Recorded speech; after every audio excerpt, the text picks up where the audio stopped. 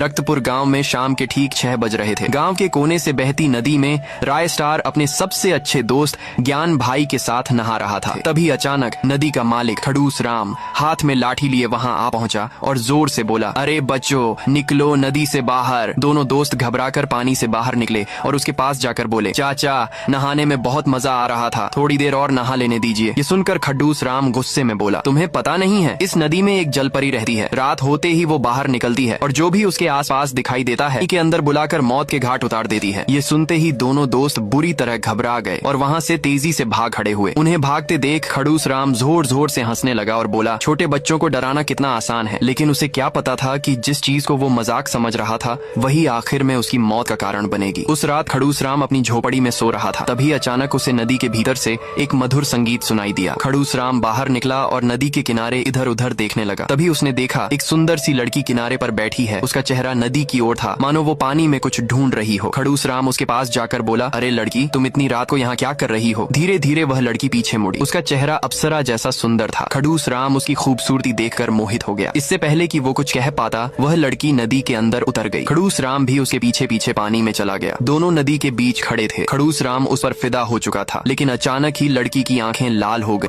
अगले ही पल उसने खड़ूस राम को मौत के घाट उतार दिया। सुबह जब गांव वालों ने नदी के किनारे उसकी लाश देखी, लोगों का कहना था कि वो डूबकर मरा है। लेकिन उन्हें क्या पता था कि ये तो बस शुरुआत थी। उस दिन के बाद से हर रोज नदी के किनारे लाशें मिलने लगीं और हर रात वही मधुर गीत गूंजता था। आखिरकार इन घटनाओं से परेशान होकर गांव के सरपंच भोला बाबू ने एक अघोरी साधु बाबा बेरोजगार को बुलाया। सांझ होते ही बाबा बेरोजगार नदी के किनारे पूजा करने बैठे, लेकिन तभी अचानक एक अदृश्य शक्ति ने उन्हें हवा में उठाकर सीधे नदी में पटक दिया। सबके सामने नदी से वही जलपरी बाहर निकली और बाबा बेरोजगार को मार डाला। ये दृश्य देखकर गांव वाले घबराकर इधर उधर भागने लगे, लेकिन जलपरी ने सबको मौत के घाट उतार दिया और हंसते हुए फिर से नदी में समा गई। राय स्टार और ज्ञान भाई एक कोने में छिपे हुए थे। उन्हें लगा कि वे बच गए हैं। उस रात जब गांव के सब लोग सो चुके थे, नदी के भीतर से फिर वही मधुर गीत गूंजा। लेकिन इस बार उसकी आवाज सिर्फ नदी तक सीमित न रही, बल्कि आसपास के सारे गांवों में फैल गई। जिस किसी ने भी वह गीत सुना, वह अपने आप घर से बाहर निकल आया और नदी की ओर चल पड़ा। कुछ ही देर में पूरा गांव नदी के किनारे इकट्ठा हो गया। राय स्टार और ज्ञान भाई भी वहीं खड़े थे। धीरे धीरे सब लोग नदी में उतरने लगे और रहस्यमयी ढंग से एक एक कर गायब हो गए। अगर आपको भी इस वीडियो का भाग 2 चाहिए तो इस वीडियो को लाइक करें और कमेंट में लाल दिल भेजें। और वीडियो देखने के लिए धन्यवाद।